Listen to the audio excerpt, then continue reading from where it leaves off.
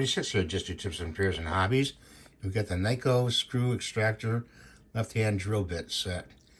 And what you do is you take the drill, so you got a big bolt, and you drill the bolt about this much in, and then you use the extractor and you set it to left-hand turn counterclockwise to extract the bolt. And you have about 10 bits you can use. So you can get this on Amazon. I'll put the link below. Thanks for watching. Have a great day. We'll see you in the next video. Bye for now.